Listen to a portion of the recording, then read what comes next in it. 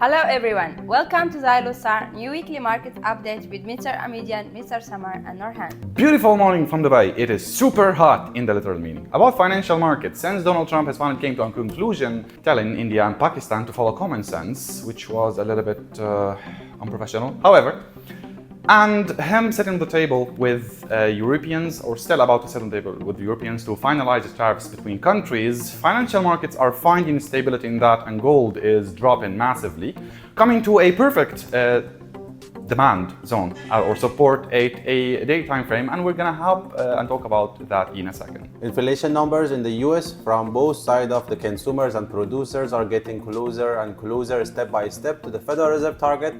And at the same time, we got the retail sales number. It was pretty lower than expected, and it increased the probability of the recession again in the US. Hello everyone, welcome back to another weekly market update. My name is Samir Waslan. I'm a senior technical analyst at the Institute, and today we have some very spicy markets. So to kick it in, as usual, I'm gonna go with NASDAQ US 100s. So looking at the chart on the 1 hour time frame, we can clearly see that NASDAQ has been consolidating. But this also is forming some sort of pattern of an expanding wedge, as you guys can see.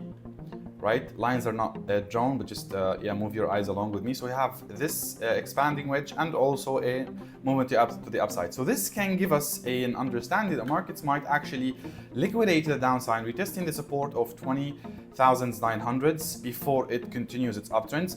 And even if we go to a higher time frame, so this is US 100, you guys can see that market has moved. Or let's go to the daily. Yeah, pretty impulsively to the upside, right? We got some very, very big candle here. However, we can clearly see that at this resistance where bearish moved after a doji, where we had a very strong bearish candle, we are also having this doubt of traders. You can see two dojis forming back to back. Today Saturday market is closed. So from here we might see market retracing. So it might retrace to 21,000 or 20,900 as I've mentioned on this support, because we also have some very strong momentum on the upside. So the retracement not necessarily very big, and also you might see a retracement to this support level, right, at 20,500 or something, right, when the impulsive moved. However, this is a very nice, if it happens, it would be very, very nice retracements, right, because this breakout is what literally ended or practically ended the down movement trend. Yes, we got early signs, but this is officially markets turning bullish. However, so if it retraces to here, this is a very good opportunity to enter. However, it may not retrace because this is at the end of the day as an index, right? So we might see it retracing a little bit because of the dojis on this time frame and the expanding wedge on a smaller time frame. So, right, look to buy it after a retracement. Don't buy from this price. And even if it breaks up, I still wouldn't enter here. There is a possibility actually for it to go up because of volatile movements or volume in markets because of the bullish momentum now after all what I just said in the introduction of the video regarding gold and what Donald Trump is doing around the world. Right, even tariff, even restriction and sanctions actually have been removed on Syria, and this is actually very important because it will open investments in that country. And also Syria is a country is a very strategic, has a very strategic location when it comes to shipping between Asia, Africa, and Europe. It's like in the middle when it comes to connection. So this will open so much opportunities for shipping through the country to Europe from Africa and vice versa, and also in the country itself, since it just recently got out of war. So basically it's drained and it needs everything. So this is reflecting positively on financial markets. Going to Nifty, about this block, just forget about this. Just pretend it's not there. Going to Nifty50. Now, Nifty50 also is showing some pretty impressive movements to the upside. And as I've told you guys, we had this ascending, let's say, channel after a very impulsive movement, which also can be considered as a wedge, but whatever, just look at it as a channel. So it gave us an understanding the market should retrace, and actually it did go to this support as we anticipated, liquidating this support and also compelling to the pattern that we usually are keeping an eye on and continued its up movement exactly to the support of 25,000, which was also pretty impressive of an upward momentum.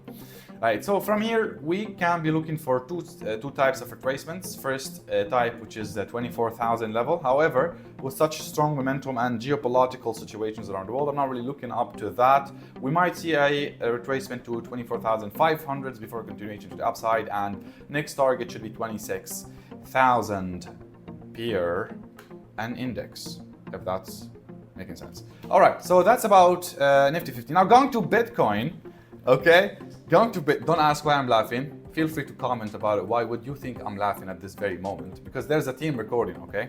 And things are happening in the background. I can see while seeing the screen, but you guys can't. Anyways, going to Bitcoin. Yes, this is pretty interesting. It is bullish, and yet it's very, very bullish. So we have on this time frame, which is the 2-hour time frame, you guys can clearly see there is a bullish pennant. Again, forget about the box. Yes, we do have an uptrend. Market is at resistance. We might see one of two retracements. So let me just take you to a bigger picture, okay? This situation in Bitcoin might be historical, guys, okay? So, all right, let's keep it on a daily time frame because we're talking about long term. Yeah, everybody likes long-term money. Yeah, we put in this trend line. Yeah, it's perfect as ever. And so with this impulsive momentum from the trend line, right, and after all this, let's say, stability that's coming to market, Bitcoin is flourishing because since markets are stabilized now and the whole world was already working on that move to shift to digital currencies when it comes to central banks. Americans are doing it, BRICS are doing it, Russia are doing it, China is doing it, everybody else is doing it, shifting their currencies to digital forms and banks. And this big guy here, Bitcoin, was going to be the reserve to back every other cryptocurrency, as you guys are familiar. So from here, we are seeing this very impulsive moment. So we have three scenarios actually, three scenarios. Scenario number one, which is the least likely to happen. Since we are at historical resistance, we might see markets falling actually about 86,000. Right, so this is scenario number one, filling this gap, retracing this support. It could be 86, 87, 88, this range, right, from 86 to 89. And 89 actually is a pretty, or 88, 89 is a pretty, let's say, key price in Bitcoin, or at least it has been for the past year or so. Okay, so this is scenario number one, retracing the trend line before it continues forming for us an ascending triangle pattern. Right? Something like this, like that, like this, like boom, boom, boom, boom, boom, boom. So this is a possible scenario, but this is the least. Looking at this momentum, we consider one of two retracements. So retracement number one is market going to or filling this gap, because here at this time frame, we're also seeing in daily time frames, we are seeing strength or a big, let's say this is not a doji, but also it's showing big balance or big balancing between buyers and sellers. However, we also got this hammer. So yes, the strength, this hammer and this candle here showing us that the strength is pretty much on the bullish side. However, we will always find bears in it. So if bulls don't keep pushing it up, it should retrace, filling this gap, going to the support, right, 100,099, whatever, before the attempt to break the upside, or in most optimistic scenario, we can just see some impulsive movements to the upside. And once Bitcoin breaks above the last resistance history, 107, 108, whatever, right? If it makes some pretty, let's say, three white soldiers, we can expect Bitcoin, if it makes it in the daily time frame, we can see Bitcoin going to $150,000 within this year itself, right? So this timing of Bitcoin can be historical for investments, for trades, for all of that. So yes, it is very, very interesting. Keep an eye on it.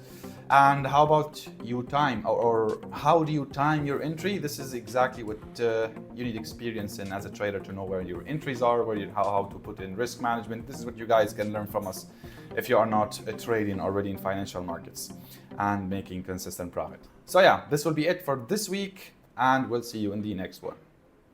Hello guys, let's check together the LSR strategies and let's check together the Euro USD and the gold market. We'll start with the gold market, guys. As we can see here, we have gold market in 4 hours. What we already discussed about that the gold, he will break this support from here, let's say, or he will break this our trend line from here, and for sure he broke it. And what we said as well, we said that the market he can came to this tops from here to make a retracement and to target some liquidity, which is there is a lot of flows, guys, and there is a lot of inside liquidity. He's trying to grab this liquidity as well. First of all, before was having our goal here, and for sure the market he kept doing break retracement to the downside with the downtrend, and for sure he touched our support area within it here. And now we are expecting the market to come again to our main trend line, because he already broke the secondary trend line, and the gold has hit the first bottom target, and I may consolidate right here between resistance and support and resistance. This is our outlook regarding the gold, and wherever we are waiting him to come here and continue to the upside. For sure he will continue his movement to the upside, except if he broke this trend line from here, which is not possible. Yeah, this is what we are expecting from the gold. Going to the Euro USD, and Euro USD, as we can see, guys, has broken the channel, and now bearish trend continuation starts from this side. So before was having this channel, this up channel with the support and resistance, nowadays we are seeing that the Euro USD is trying to break our channel, make a retracement, break again, make a retracement, and he will consolidate a little bit here, going to a lower movement with like a stable volume. So this is what we are expecting from the Euro USD as well. Thanks guys for watching us. See you next week. Greeting everyone, hope you're doing great. I'm Ramidan here. I'm Senior Financial Market Analyst at Xylos head office in Dubai. And today we are going to talk about what happened last week. Last week was very crucial because we got some economic indicators such as CPI, PPI, the GDP of the UK, and some earnings from the corporates or the firms, but to say, in the United States. I want to kick it with the US CPI, the Consumer Price Index for all urban consumers, or better to say CPIU, increased 0.2% in April after falling 0.1% in March. Over the past 12 months, the all items index increased by 2.3%, the lowest number since April 2024. Although the core CPI was sticky and released same like the previous period. The index for shelter rose 0.3% in April, accounting for more than half of all items monthly increase.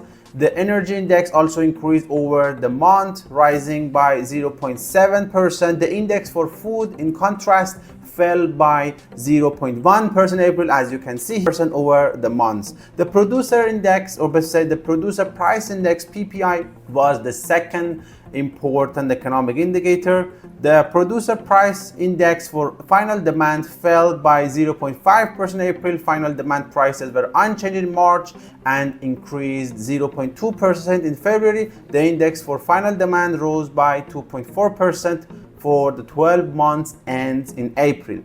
The April decline in the index for final demand is attributable to price for final demand services, which decreased by 0.7%. The index for final demand goods was unchanged.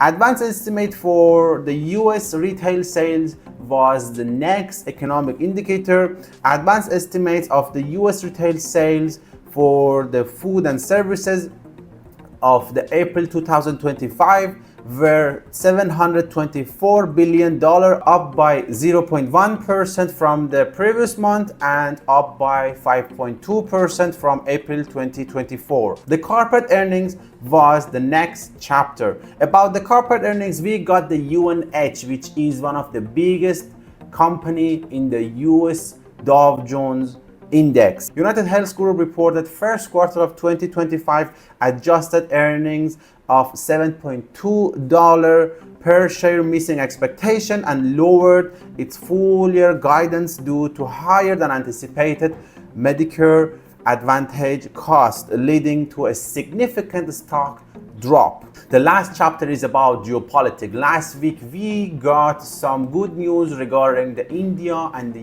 US tariffs, and finally we are gonna get a deal.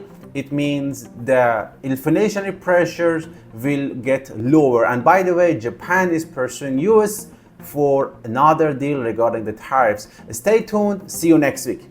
Thanks guys for watching us. Do not forget to subscribe, put comment, like and share.